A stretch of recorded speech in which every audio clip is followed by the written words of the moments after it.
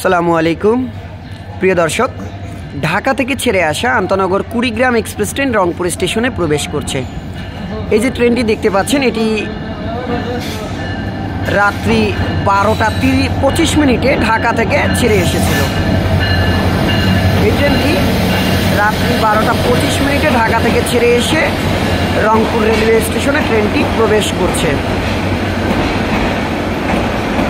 অনেকটা যাত্রী শূন্য দেখা যাচ্ছে ট্রেনটি। এই ট্রেনটি ঢাকার উদ্দেশ্যে আর যাবে না, কারণ রানিং স্টাফ ঐক্য পরিষদের কর্মবিরতি চলছে। তারই অংশ হিসাবে আজকে সারা দিনে সকাল থেকেই কোনো ট্রেন চলাচল করেনি, রংপুরের উপর দিয়ে কোনো ট্রেন চলাচল করেনি।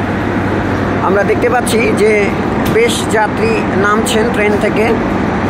এই ট্রেনটি কুড়িগ্রাম পর্যন্ত যাবে এবং কুড়িগ্রাম থেকে আর ছেড়ে আসবে না। রানিং স্টাফরা বলেছিলেন কোনো ট্রেন 12টার আগে ছাড়লে সেই ট্রেনটি গন্তব্য পর্যন্ত পৌঁছে দেওয়া হবে, এরপরে আর কোনো ট্রেন ছাড়া হবে না মাঝপথে, অর্থাৎ তারা দাঁড়াবে না আর কি। সেই প্রতিশ্রুতি তারা রেখেছেন। যদিও এই ট্রেনটি রাত্রি 12টা 25 মিনিটে ছেড়েছে, যাত্রীদের কথা বিবেচনা করে রানিং স্টাফগণ এই ট্রেনটি 12টা 25 মিনিটে ছেড়েছিলেন। পরবর্তীতে এই ট্রেনটি এইমাত্র রংপুর রেলওয়ে স্টেশনে এসে পৌঁছালো।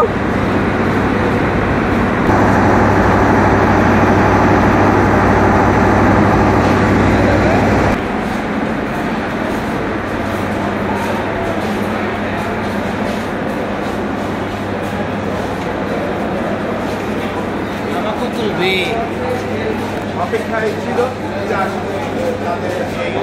দাবিগুলো ধারণা 1 মিনিট থেকে তারা কিন্তু এই কর্মবিরতি চালাচ্ছে, যার কারণে